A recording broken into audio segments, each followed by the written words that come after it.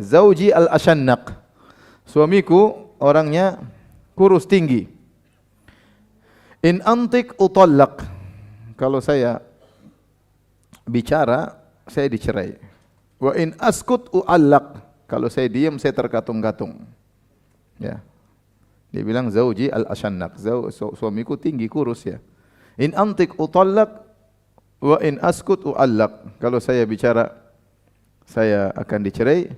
Kalau saya diam, saya akan terkatung-katung. Ya. Apa maksud dari perkataan wanita yang ketiga ini? Ada yang mengatakan dia sedang memuji suaminya dari sisi penampilan saja. Suamiku orangnya memang tinggi, gagah, tapi orangnya kasar. Tidak mau diikut campur sedikit pun urusannya. Saya komentar sedikit dicerai. Hak-hak saya tidak terpenuhi, tapi kalau saya komentar, protes sedikit langsung dicerai. Tapi kalau saya diam, saya terkatung-katung. Banyak hak saya yang tidak terpenuhi. Ini pendapat bahwasanya dia sedang memuji suaminya dari sisi apa? Penampilan. Oke, dia gagah, tapi orangnya tidak mau diikut campur sedikit pun. Tidak mau diprotes sedikit pun. In antik, kalau saya bicara, utallaq, saya dicerai. Wa in askut uallaq, kalau saya diam, saya terkatung-katung. Dan banyak juga lelaki yang modelnya seperti ini ya. Sebagian syurah, sebagian pensyarah hadis mengatakan tatkala wanita ini berkata zauji al-ashannaq, zauji suamiku tinggi, maksudnya dia sedang mengatakan suamiku goblok ya. Kenapa? Karena tinggi itu menggambarkan kegoblokan. Kenapa bisa? Karena otak dengan dada terlalu jauh. Ada yang mengatakan demikian. Tapi ini tentunya tidak tepat ya. Ya, berarti orang pendek-pendek pintar-pintar. Enggak juga ya. Ada pendek yang pintar, ada pendek yang bahlul ya. Ada yang tinggi pintar, ada tinggi yang juga bahlul ya. Intinya ya, dia tidak mau diatur sama istrinya sama sekali. Dia mau bahwasanya segala urusan dia yang atur. Dia benar-benar raja di rumah tangganya, di rumahnya. Tidak mau komentar istrinya sedikit pun. Sekali komentar diceraikan. Subhanallah. Nah, ada lelaki yang seperti itu. Maka antum jangan sampai seperti ini. Ya.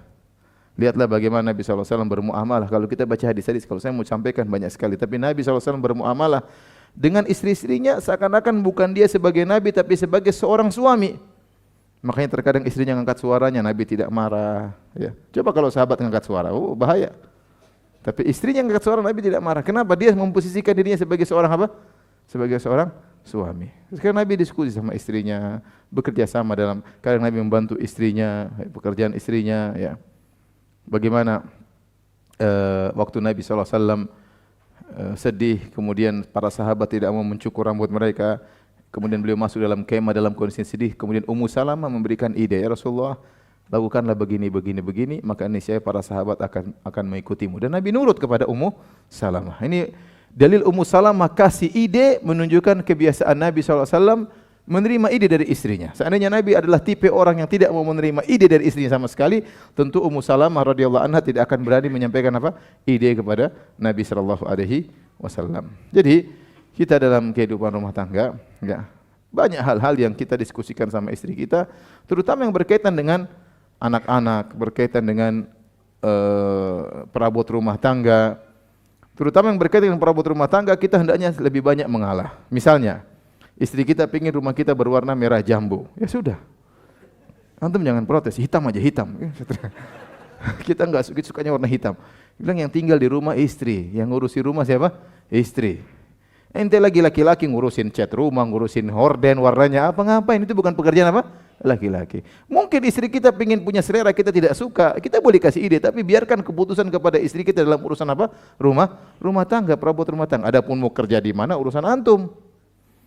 Ya. Adapun urusan kecil-kecil di rumah ya. Mau beli pot yang warna ini aja, pot aja ente urusin ya, akhi. Sudah enggak usah, itu urusan apa? Istri. Jadi, ada hal-hal yang kita diskusikan sama istri kita dan enggak ada masalah kita buka ya. Istri kita mungkin kasih ide, ada hal-hal subhanallah. Ada perkara-perkara yang kita laki-laki tidak bisa menilai, istri kita lebih pandai menilai, dan itu saya dapati sendiri ya. Ada hal yang kita tidak sampai pikirannya ke situ, istri kita sampai. Dan itu banyak saya dapati seperti itu.